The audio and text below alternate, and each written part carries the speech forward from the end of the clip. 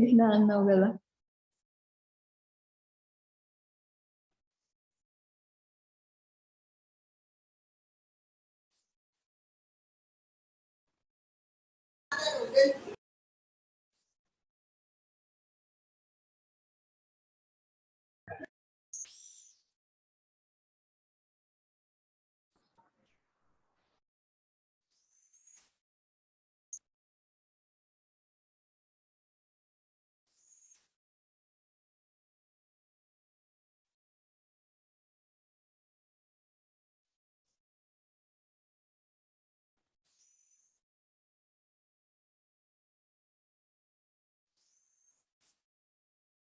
Good morning, guys.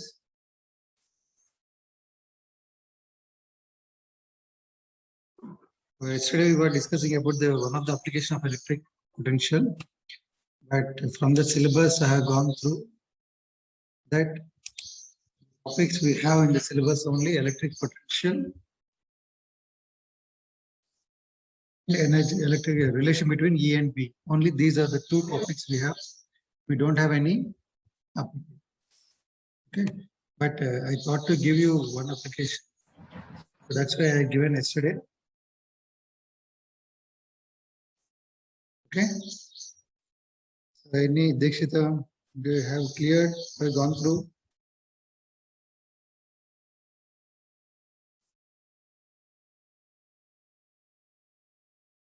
Even have gone through yesterday's topic.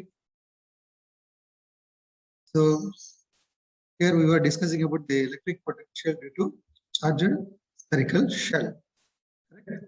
So Dikshita, have you gone through and have you worked out on it? If not, you can do it. Okay. It's not urgency. You can do that. So here we have worked, actually already I said, again I'm repeating to all. In your syllabus you have actually what I was discussing, but based on the earlier.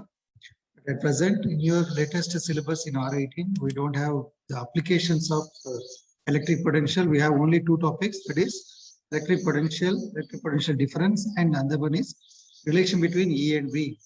So relation between E and V means that is called electric potential and field strength. So we got already V is equal to E dot dl, that already we are done. Okay. So only these two topics were there, but I thought to give you one example, that means one application, how it should be worked out to get electric potential will be find out further. We have given yesterday, and we were discussing about the electric potential due to charged spherical shell. So in that, already I said we can do this in three different ways. First one is when the point lies outside the surface of the charged spherical shell, and second one is when the point lies on the surface of the charged shell. So when the point lies on the charged shell, what we have done, when the point P lies on the surface of the charged spherical shell. This was the heading already you kept yesterday. Spherical shell. Correct? So this is the second topic. So under this, already I said when the point already, the figure already I drawn yesterday. If I draw again, time will waste.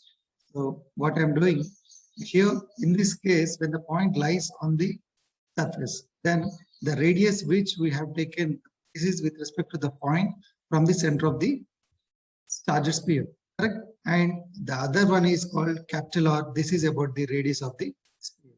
What about this one? Small r is the distance from the, already I said yesterday, again I'm repeating, distance from the center of the shell to the point taken outside. Outside the shell. Just I'm writing here. Now, so what about this R? This R is about the radius of the spherical shell. This one we have done. So, okay. So in this case, when the point P lies on the surface, then here, in this case, we have to get that R should be equal to capital R. Because if this is my sphere and this is the center, whoa, earlier I had taken point P outside. See, again I'm drawing, and these are, and the radius of this will be capital. This one I have written, correct? So now, when the point here lies on the surface, either here, here, because these all nothing but the on the surface only. Wherever you want, you take. Then this R should be equal to.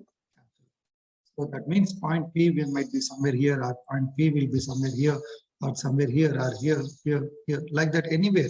If you take, then compulsory in that case, R should be equal to capital. Correct? So when this is there, the equation which we have written yesterday in the similar way, what we got yesterday, when the point P lies, the electric field intensity, that means the electric potential difference, when the point lies outside the charged spherical shell, we got, that is the potential difference we got as V is equal to Q by 4 pi epsilon naught. Correct? So this we got. In a similar way, here directly when the potential difference due to this particular surface, here we can write the expression will be V is equal to Q by 4 pi epsilon naught. Okay, so no need to do any derivation for this. So directly you can write R should be equal to, either it should be smaller or it should be capital, both ways. But I said you to take yesterday also, we can consider this should be R. Why? Because here we are not working with respect to the radius of the sphere. We are working with respect to the point where we have taken. So this is the point. So that means it should be R. You may think, sir, R should be either capital R or smaller, whatever it is. Correct? Obviously. So whatever you want, you can use. Correct? So this is about when the point P lies on the larger spherical shell. Okay. So Dikshita said yesterday she want to work it out. Okay. Already I said, if you didn't do yesterday, again, you can go through, you can see. We'll discuss later also, whenever, as and when you require. Okay. So this is about the second one. And the third one is when the point P lies inside the charging sphere. So put the heading, everyone. So just I'm continuing because I thought to give one application, but this topic is also not there in your syllabus. Okay, but to give one example, one application to you all, that's why I'm taking here. Okay, so the third one is where the point P lies, point P lies inside the spherical shell, lies inside the larger spherical shell. Okay, this is the topic of the third of this topic which we have taken, electric potential due to charged spherical shell. So in this case here, now this is most important in this one. Earlier the limits we have taken, that is same diagram we can use, earlier diagram, yesterday's diagram. Here earlier yesterday we have taken x is equal to small r minus capital R to capital R, right? So x small r plus capital R. These are we have taken. But when we consider when the point P lies inside, because it is outside. So outside means then it should be R minus small r minus capital R, because R is the distance from the center of the sphere to the point which you have taken. Correct? So in that case, it will be taken like this. But now when we are taking the point P lies inside, then here, so now write down everyone. In this case here, the limits of this value will be ranges from. That means integral limits of the integrations will be ranges from x is equal to capital R minus small r, and other one, the upper limit will be taken as R plus small r. Okay, like this. these two limits will be taken. And since already we know that V is equal to we got yesterday, then the same expression I'm continuing, r minus small r, because the remaining all the steps will be similar. So just only I'm taking, because even if you want to do whenever you want, you can continue with the previous steps. So we know V is equal to integral q dx, already we got, that is q dx by what we got, 8 pi epsilon naught capital R square. This we got capital R square, or no, this is capital R and small. This we got. So from here we can write just directly limits we have changed. Earlier we have taken the limits are small r minus capital R, but now we are taking capital R minus small r to capital R small r. So if you do here simplification, just I'm taking these terms outside. That is q by 8 pi epsilon naught capital R into small r. Limits will be written as capital R minus small r to capital R plus small r, and this will be written as dx. So what you will get here from this, yesterday also we got same q by 8 pi epsilon naught capital R into small r into, so here you get the x and the limits will be capital R minus small r to capital R plus small r. Right? So when you simplify this, what you'll get, q by, what you'll get, 8 pi epsilon naught capital R small r into, so if when you substitute here, what you'll get, minus of minus will get cancelled, then it should be written as capital R plus small r minus capital R plus small r. Okay, then after simplification, we get 8 q by 8 pi epsilon naught capital R small r into, here you'll get capital R will get cancelled, 2 into small r will get cancelled, and this becomes 4. So therefore V is equal to, we got q by 4 pi epsilon naught, q by 4 pi epsilon naught, when the point P lies inside the charged spherical shell. So this is what we got. And earlier also we got, when the point lies on the surface also we got q by 4 pi epsilon naught, either it should be smaller or capital R. But here in this case, it should be compulsory capital R only, right? So this is the condition. But in the similar way, how we did for the charged spherical shell, with charged sphere, when we do for electric field intensity, in the similar way, if you take here also, so how you will write this one? It will be taken as like this. Here I am taking, this is the center. From this center, I am drawing the axis. Okay, and here the border I am taking. Just I want to put in the form of graph how we did for the charged spherical shell. In the similar way, I'm going to put this. This is our axis, and what about this? This is the R value, which is varying, either it should be from inside or outside. Okay, and the potential, electric potential will be V, we can take, and the charge present on this will be positive charge, already we know, correct?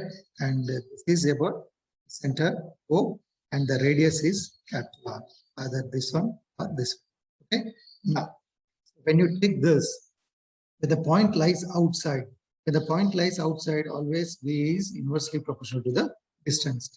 Then the graph, if suppose I take some finite potential up to here, if I take, then the graph will be exponentially increasing. And when you take either that side or this side, it should be V is inversely proportional to the R. But whereas when you see, either it should be on the surface or inside the surface, then in this case, here always it should be written as V is equal to q by 4 pi epsilon naught capital R. Correct? So that means here the small r are. So here what you understand from this, that means here the variation of potential with the distance wherever it is there, it will be different when we consider. That means when you take the internal point, always it should be, or on the surface it should be always similar.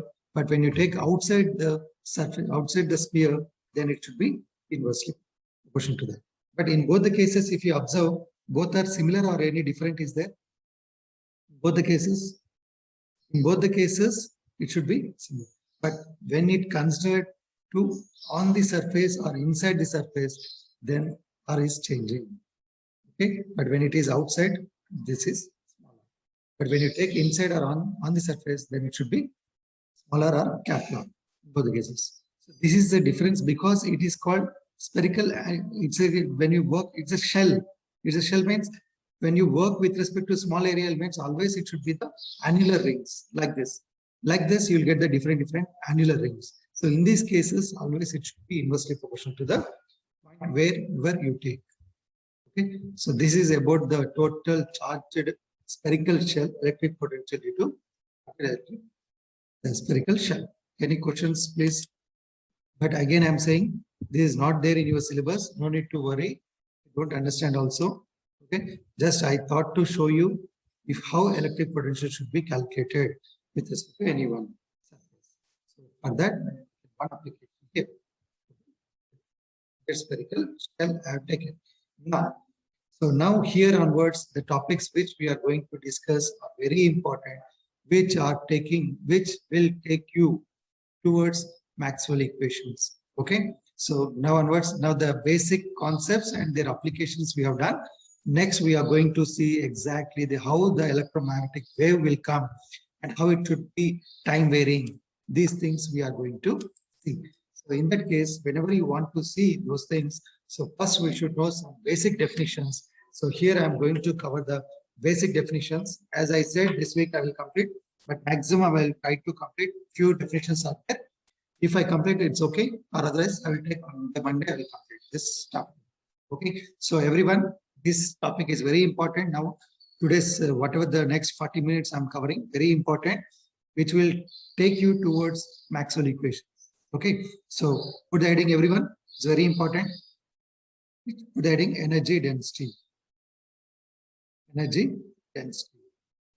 And after seeing this energy density, then I will take you to the basic definitions of dielectric, isotropic, and homogeneous mediums. What actually the mediums? So various mediums which are available that I will cover. And after that, I will take current density, and then we'll see the relation between current density and charge density. Okay. So once we see all these three topics, then we have to see the continuity equation. Continuity equation is nothing but the time varying equation. Time varying equation with respect to electrostatic fields. That part we have to see. So that part, if possible, I'll cover today, or if not, I will cover on Monday. Okay. So by compulsory by Monday, we'll complete our first chapter. Okay. So put the heading, everyone, energy density. Come on, write down. How many, any one of you, because already you learned this also in your intermediate as well as in your 10th or 9th standard. So what is the definition of energy density? Please, anyone can give. What is energy density? Any one of you? Energy per unit volume. Yeah, exactly. Perfect. Energy per unit volume. Right. But when we are talking with respect to charges, how will you write? Who will write for that one? How will you write that? Right only. Whoever said, some person said, it's correct. But I'm asking that when we talk in terms of charges, how you put this? How you put that terminology? That I'm asking. Any one of you? Potential energy per unit volume. Yeah, potential energy towards the volume. That means some external agent should be takes place to get charge of that particular item or particular element. Correct? So that means some work must be taken place, correct, to get charge of that. Is it clear? So for unit time or for unit volume, like that we can take. Now here charge per unit time, that will be for current density. Energy density means the same, whatever the definition you have given, that is absolutely correct. But here when we want to write in terms of electrostatics, how we have to write means that will take in terms of potential difference with terms of charges. How we'll write? See, potential difference means charge per unit. Anybody can define what is electric potential difference? Anyone? Electric potential.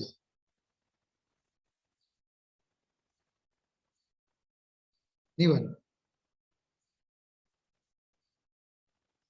Okay, please note down. I'll tell to you all the energy of a, please note it down. The energy of a charged capacitor, the energy of any charged capacitor is the amount of work done, is the amount of work done in the gate. That is called the energy density. So that means a charge capacitor stores an electric potential energy in it. Got everyone? So what I said, the energy of a charged capacitor is the amount of work done in charging it. So that means any conducting material, if you have, when you are going to charge it, that means it should take, that means a capacitor means without any charge also it should have some energy, right or not? So what we are going to do here, we are increasing that. So that means the energy of a charged capacitor is the amount of work done in charging it. It's nothing but your mobile phones or other adapter which you are using to charge, right or not? So that means some battery you have. So all these things can be worked with the help of some capacitance. Without that, it won't be worked out, correct or not? So that means a charged capacitor stores an electric potential energy in it. Okay, but how it should be? So let us consider how it should be worked out. So everyone, write down. Let us consider a capacitor of a capacitance C. Let us consider a capacitor of capacitance. So I have taken a capacitor of capacitance C and carrying a charge. It is carrying a charge of some Q. Carrying a charge of some Q. What I have taken here? Let us consider a capacitor of capacitance C I have taken. So capacitor of its capacitance is denoted by C. And what is this? And carrying a charge. What is the charge it is carrying? Carrying a charge of Q. Okay. At any instant of time, this is very important. At any instant of time, this is most important. At any instant of, okay, this is very important. At any instant of time. So the potential difference between these two plates, the potential difference between these two plates will be called as V. Potential difference between these two plates will be called as V. Then the potential difference can be defined here as V is equal to, everyone knows this. What is that expression? V is equal to Q by C. Then what is C? The capacitance can be written as C is equal to any one of you, Q by V. And if you want to write in terms of Q, how will it be? The charge with respect to this will be Q is equal to CV. Correct? This already, you know, everyone knows this expression, correct or not? So just I'm giving to you all. Okay. So how this happens? So you might have worked in your first year or in your first year also you have worked, correct? When you want to connect any circuit diagram, what do you use? Some electric potential you use, correct or not? Due to some external force. Do you remember or not? What is this? Indicates anyone? Can give what it indicates? What it indicates? You might have seen, right? Or you might have seen like this. They might have give some arrow. Have you remembered? Voltage. Yeah, that itself is called electric potential. That itself is called what? Electric potential. What is this small one? Smallest one is for the negative. And what is this positive? This is the longer one. This for positive. Means the flow of current will be, or electrons will be from negative to positive. Correct? Right or not? This already you know. Same from the basic concept itself, it has come. This is what I said. I taken a capacitor of capacitance C, which is carrying a current at any instant of current is Q, and the potential difference between the two plates. The potential difference between the two plates means what? These are the two plates. The potential difference between these two plates is called V. Then the potential difference between these two can be defined as charge per unit capacitance, 1 coulomb per 1. That is called 1 charge per 1 coulomb. This we can write. Now, this is fine. If I want to write the total work done taken place to a particular element. So in that case, what we'll do, if an additional charge I'm taking, that is dq, is to be given to this, then what happens? Then the capacitor, then some work must be done against the potential difference. Against this potential difference, there will be some work will be taken place. So that expression I'm going to write here as dW is equal to V into dq. Correct? So dW is equal to V into dq. Right? With respect to the some additional charge. Then if I want to integrate this with respect to a test charge, then here we have to write this as W is equal to W is equal to integral dW should be equal to, how you write this one? I am taking the limits, that is from charge to, with respect to some test charge I am taking. Okay, because to a charge we can't take directly, so we have to write. So this should be taken from 0 to with respect to some test charge. That means what is the meaning of this? The total work to charge the capacitor from 0 to Q naught times, okay, to Q naught. So that will be written like this. And here I'm writing V dq. Okay, V dq. So how I'm going to write this expression? Integral 0 to Q naught. What is my V value? V value is Q by C. Take this Q by C and substitute here. It should be Q by C into dq. So I'm writing this expression as 1 by C integral 0 to Q naught Q dq. So what you'll get here? You'll get this as 1 by C into, how you'll get this? How you'll get this one? X dx. Integral of x dx will be, how you can write? Integral of x dx will be, how you'll write? Integral of x dx. How you'll write? It should be written as, none of you. You can write this as Q square, Q naught squared by 2. Just I'm substituting. Correct? So this should be Q naught squared by 2C. And here I'm writing this expression as directly Q naught squared by 2C. Okay? This is the total work done. Okay? This total work done can be called as energy density. Okay? So that means the energy of a charged capacitor, okay, is the amount of work done in charging in it. Okay, and a charged capacitor stores a electric potential energy in it that will be called as density. And now I'm going to write in another way also. Just I will erase this and I'll put here. Okay, here how I'm going to write. So now we got U is equal to W is equal to, and also this is called energy density. Energy density is denoted by capital U, or the total work done we can also call. And this should be written as half, I'm writing it as half Q squared by C. Half Q squared by C. Now, already I said Q is also can be denoted by CV. Why I'm putting C? Just I'm writing here half. In the place of Q, I'm putting CV, then it should be written as CV squared whole square by C.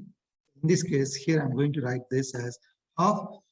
Here it should be C squared, V squared by C, then this should be, and you will get U is equal to half CV squared. Is it correct? So now, whatever you have learned, E is equal to half CV squared in your intermediate, that and this both are similar. Okay, so that means the energy density, okay, by a charged capacitor, the total energy density by charged capacitor will be written as half CV squared. So it should be by substituting Q is equal to CV. Correct? So this is called the energy density. Okay, is it clear? The energy density is equal to, it should be denoted by U, U is equal to W, U is equal to half CV squared. Is it okay to everyone? Anybody having any questions, please? If you don't have any question, so can I extend? Okay, so this is about half CV squared. This is called energy density. Now, but I want to put this total expression in terms of E. So how you'll do that? Okay, so with this, you can stop up to here. But if you take a particular medium, how you are going to put this? And how you are going to take in terms of in different dielectric medium or in any particular medium, how it should be written. So for that case, here I'm going to write this extension of that in a particular dielectric medium or any particular medium. So how it should be? Just I will erase this. So here, if I take any two parallel plate capacitor, you might have learned already this also. Right? When you take a parallel plate capacitor and if you plate any dielectric slab in between that, and you can work it out. Correct? Already you know. So in the similar way, here I'm taking that. So in another 10 minutes, this link is going to close. So I request everyone, once this link closes, please join with the same link. Okay. So now, in this case here, here. So what I said, if I take a parallel plate capacitor with of area, so I'm taking some parallel plate capacitor with of area A, capital A. So parallel plate capacitor means like this, I have taken this positive charge, I have taken parallel plate capacitor, and this negative charge I have taken, and the area of this parallel plate capacitor is capital A. And the plate separation between these two I'm taking is separation between the two plates is small d. Already you know everyone, right? And the capacitance with respect to these two plates will be C.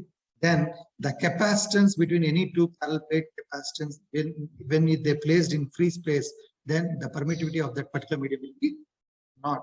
So how you write this expression? The capacitance of any two parallel plate capacitors will be, you remembered already. What is that? C is equal to E naught D by A. Yeah, perfect. Epsilon naught A by D. So that means the area of the parallel plate capacitors divided by the separation between the two plates. Correct?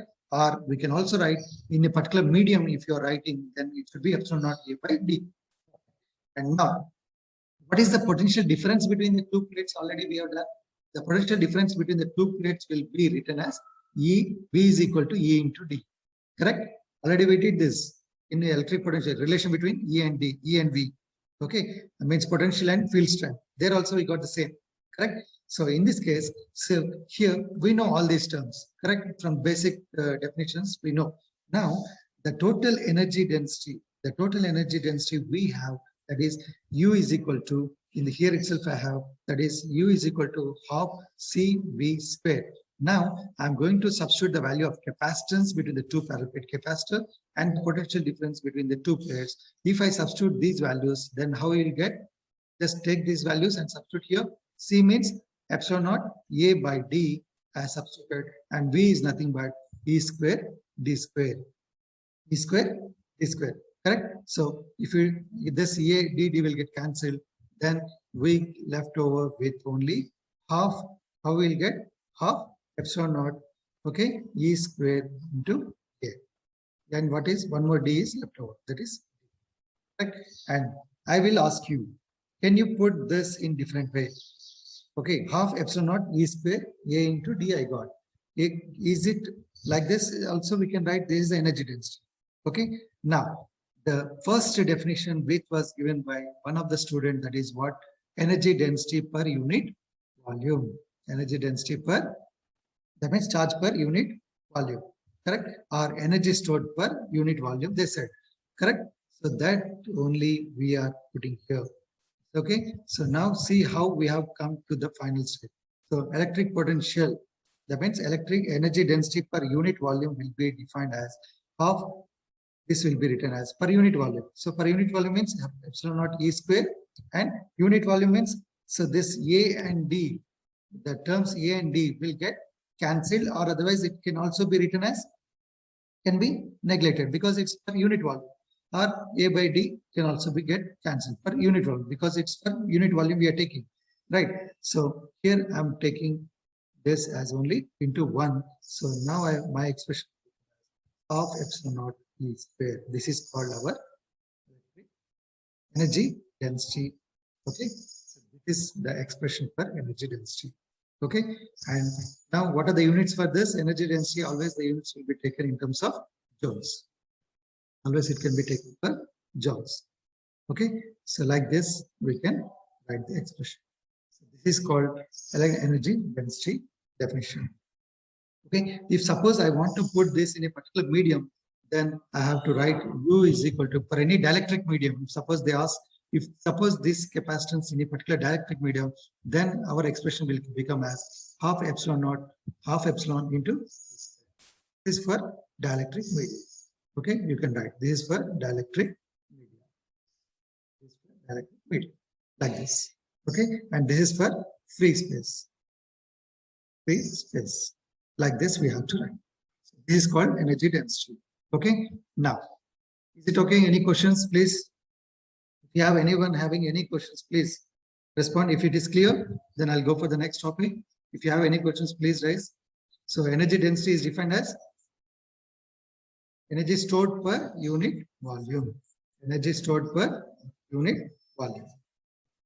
Okay. Anybody having any questions, please? So next put the heading. If no question, then please put the heading. And see, these are very, very important questions. You can expect energy density, current density in exam 2. Okay. So write down. Next put the heading. Linearity. Put the heading. Linearity. And this also you can expect in terms of definitions. So put the heading, everyone. So the next topic I'm starting here. Next heading. Put the heading. In exam, we will ask different definitions or 2 more questions, or suppose from short to answer type questions also they will ask. So what is this? Now we have seen about the energy density, but energy density we are saying for different mediums. But what are the different mediums? How it should be variated, how it should be differentiated, and how we have to take in terms of real time. Because already I said these definitions will take you towards the real time varying fields I said starting of this class, correct? So here, what are that and what are they? How it should be? Okay, so that's put heading, everyone. So these are the very important definitions. Next, put heading linearity. Heading linearity, comma isotropic. Isotropic. Heading, everyone. Isotropic. Next, and homogeneous dielectric and homogeneous dielectric. Homogeneous dielectric. Okay, this is linearity, isotropic, and homogeneous dielectric. So what is the difference between these 3? That part we are going to see. Okay, because we are had to go towards real-time time varying fields. So in that case, what we'll do here, suppose if any medium you'll take, right? Suppose a medium, so I take, suppose it is linear. Okay, with respect to an electrostatic field E. If suppose I take a linear medium with respect to electrostatic field, that is E. And with respect to this particular medium, the flux density can be denoted, that is capital D. Correct? So what is flux density? Already we know. So why I'm saying this? Because here, we know, I'm writing again, D is equal to epsilon naught E. Right? So from this, what we understand, if you have a linear medium, means suppose the medium is to be linear with electrostatic, means the flux density is always directly proportional to the electric field with respect to the charges which is present in that particular medium. So that is in free space, right? So that means D is always, that means the flux density is always directly proportional to the field. With respect to this field only, the flux has been taken, correct? So already we have seen all these relations. Then it will be in free space. So hence free space is a linear medium.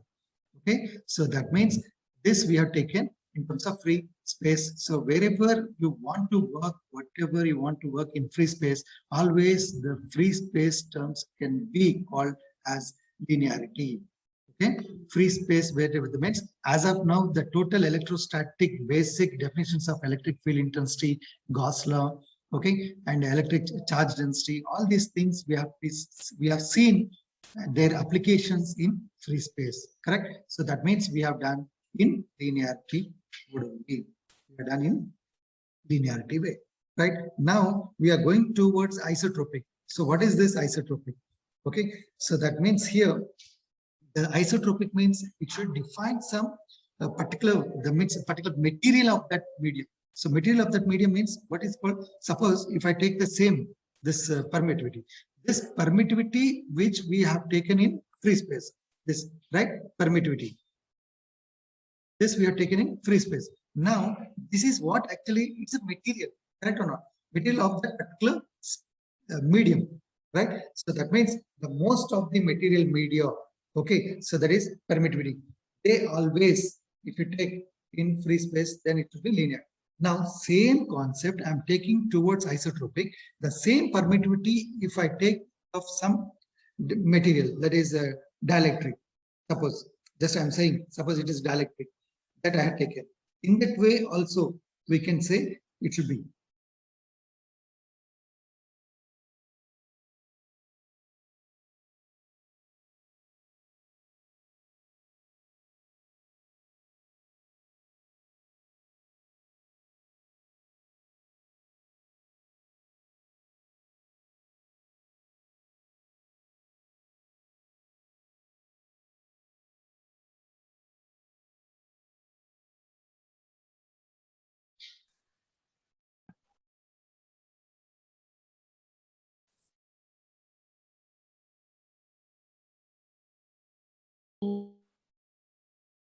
Yeah. So anyone having any questions, please? Anybody having any questions, please?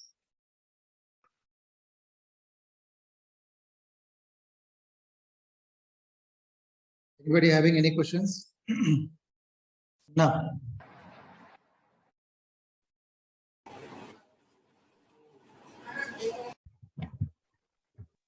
Anyone having any questions?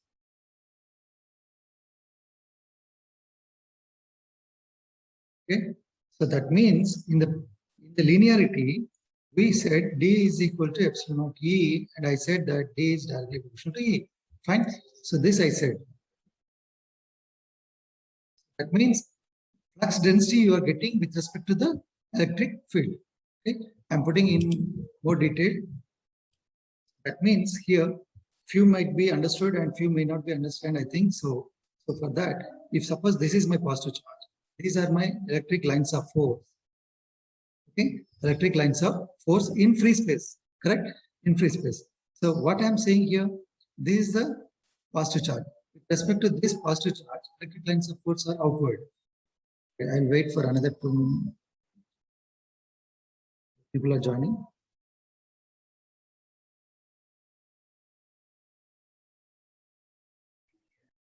Okay, no problem. 37 are there. 5, 6 people. Okay. Here, what I'm saying, I want to put in detail, and it's easy to you to understand this. So here, total 38 have joined, right? So this is the positive charge which I have taken in free space. I said already. And now the flux density, we are saying how the flux density, the electric lines of force per unit area, electric lines of force with respect to unit area in that particular medium, correct? In that particular. Now here the medium is free space. That means the directions you are taking, the electric lines of force which are taken in that particular medium with respect to its direction, that's why it having some direction. So we are saying it is outward normal. All the time I used to say for all the applications, always electric field E will be outward drawn normal to that particular surface, correct? Because it's a positive charge. So that means these are having a particular direction. These are having a particular direction. So that's why we are calling this as linearity. Okay, if suppose these are not allowing, that means if they don't have this, that means what is the meaning of that? If they don't satisfy this condition, outward drawn normal, then we can say them as non-linearity. We can say them as non-linearity. We can say them as non-linearity. Clear? So that is about that. Now, if this is about linearity, first one. This is about linearity, right? So now coming to the second one, isotropic. Isotropic. With the name isotropic, anyone can give what is isotropic? Based on its name itself, we're saying that here the material which we are taking, it's a free space. This is a permittivity in free space. Suppose permittivity, some medium I take it, some I didn't take epsilon, just only epsilon I take it. In some medium or electric or whatever it is, water, gas or vapor, whatever it is. Okay, so in that case, if suppose based on that particular material, okay, whatever you are taking, if they are independent of direction, if they are independent of direction, such materials can be called as isotropic. That means materials which are having a particular direction, they will be called as linearity, and materials which are independent of direction, they will be called as isotropic. What is that? Independent of direction. Independent of direction. That is called, what is that? That is called isotropic. So this is about isotropic medium. So these things now we are going to use in the next third unit we are going to use. So we should have a knowledge on that. So it should be taken. If suppose the same, if they don't avoid this condition, then this isotropic will be called as anisotropic. Anisotropic. Anisotropic. Okay.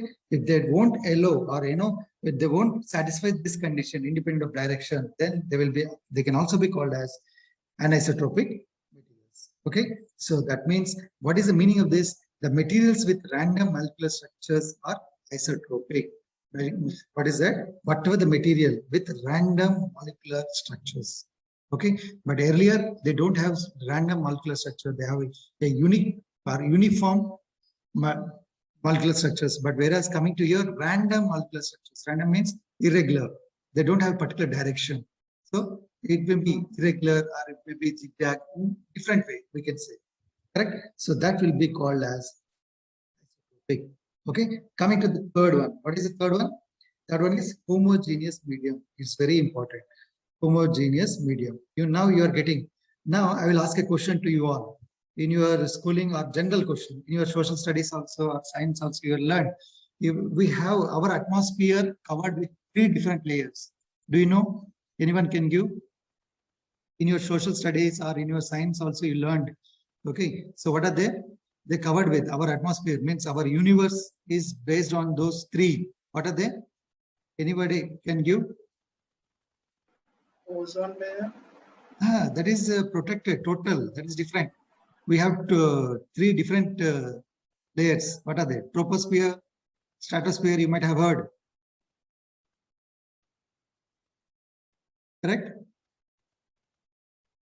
This linear means linear, isotropic, homogeneous. These are the different layers. These also falls under troposphere, stratosphere layers only. Okay.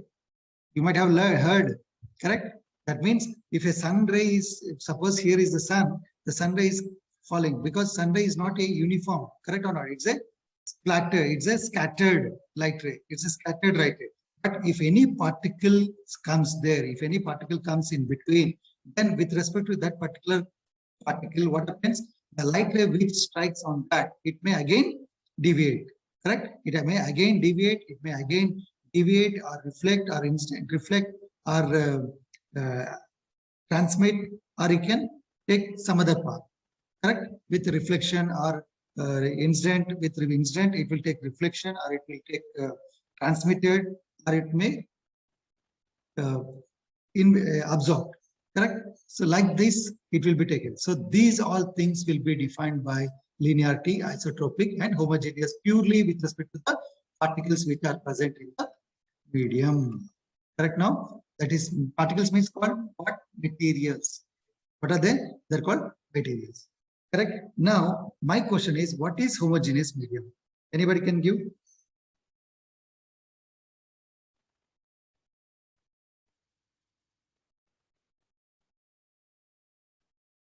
Anybody? A medium which is made with single atoms. Huh? Little bit louder.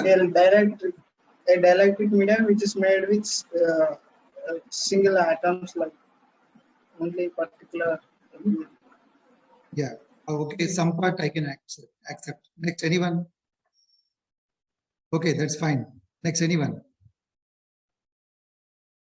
So here, in terms of homogeneous medium, in terms of this physical, scientifically, we can say here in this, the physical characteristics of any medium do not vary from point to point.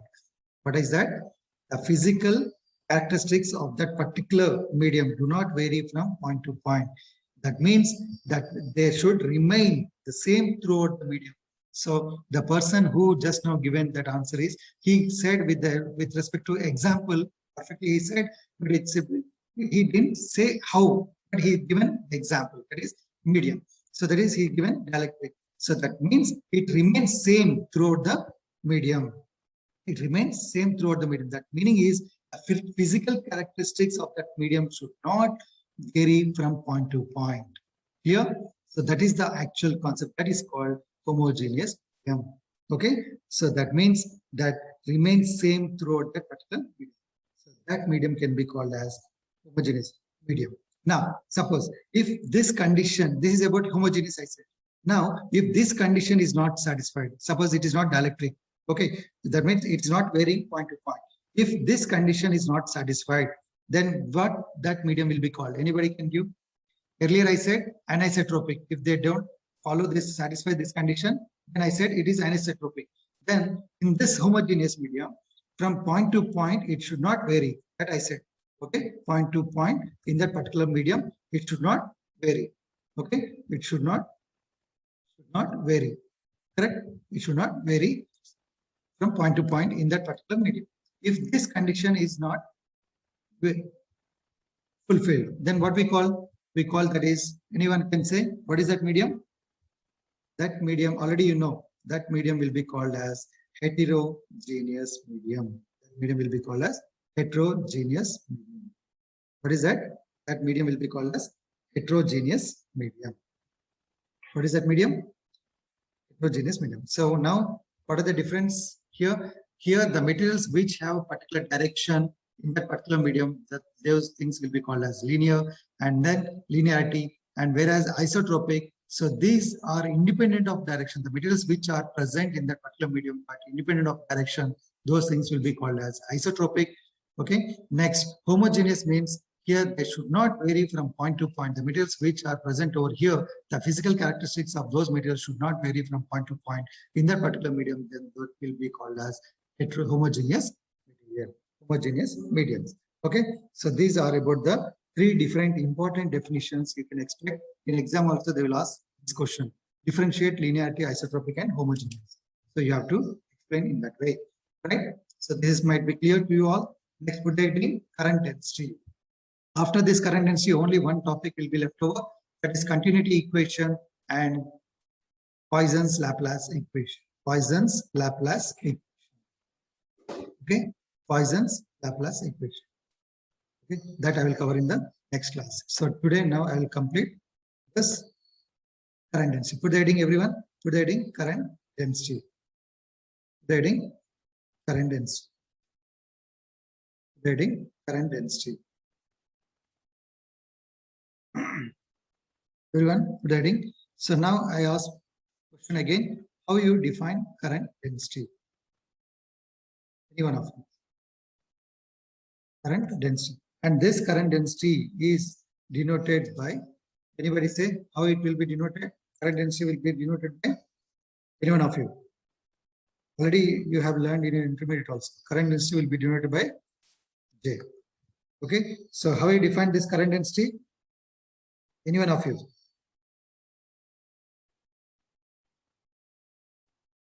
Any one of you? Current density. How will, just here only. Earlier you said energy density means the amount of energy stored per unit volume is said. Correct? How you would say about the current density? Any one of you? How can you define? Yeah, it's a basic definition, you know. If I write, everyone give answer. Current density is defined as the amount of current passing per unit area, current per unit surface area. That will be defined as current density. So here, when you want to explain in terms of electrical charges, so here, that means in electrostatics, here how we have to put this. So here I'm going to put in this way. If suppose I'm having a same electric charges I have taken, electrical charges in motion, that means here I have taken, this are the electrical lines of electric charges, and this is with respect to negative and this is with respect to positive. Then the current flowing in this direction. So in this case, the current may be defined as the time rate of transfer of charge. Time rate of transfer of charge. How we'll write? Therefore, the current passing per unit second or current passing per unit time will be per second. Or current charge per unit second. I can also define in that way. So here I'm going to write this as I is equal to dq by dt. And the units for this one will be amperes. The units for this will be amperes. So what is this one now? This is only about the current passing through this. That means rate of current which is passing from one terminal to the other terminal when you consider the electric potential. So in this case, the current will be defined as charge per unit. Charge per unit. If 1 coulomb of charge crosses a reference, 1 coulomb of charge crosses a reference point in a circuit in 1 second, then the current in that circuit is said to be 1 ampere. So that means here 1 ampere can be defined as 1 coulomb per 1 second. So this is called 1 ampere. Correct? So this already you know. So now, therefore, the current density can be defined as the current passing through any unit surface area when the surface is normal to its direction. So that will be written as the current density is denoted by J, already I said, and this current density will be denoted as the change in current, change in surface area. So it will be written as the units for this one will be ampere per meter square. Ampere per meter square. And the same expression, if I want to write for I, write this I is equal to J dot S. Okay, and the total current, if I want to work for the total current passing through this, then I is equal to integral of this. If I want to write I is equal to integral of surface area J dot ds. If I want to put this in terms of integral, the total current passing through these two terminals will be written as equal to integral J dot ds. This is ampere. I is equal to. So here again I am writing total integral surface J dot ds. This is the expression which is measuring amperes. So this is called the total current density. So current passing per unit surface area will be defined as the density. So this is about current density. Anybody having any questions? Please. Is it clear? So current density also I covered. The next topic we can see, that is the relation between current density and charge density. We'll see, and then we'll see continuity equation, and after that we can close. Okay, two Maxwell equations I will give to you from this electrostatic. So with this we can. This is the total first unit topics. Okay, and after that I said Poisson's and Laplace equation also I will complete. So it will take only 2 steps only. Okay, so these are the topic. Okay, any questions, please? Anyone having any questions? Is it okay? Is it clear? Or any questions you have? I have written current density is defined as the amount of current passing per unit surface area for current density, which is the units are ampere per meter square. Next, any questions, please? If it is clear, then I will close. Okay. Anybody having any question? Okay, then if no question, then I will close this. Thank you. Ganesh, please share me the attendance. Okay, thank you all. Please take care yourself. Ganesh, are you there? Dikshita.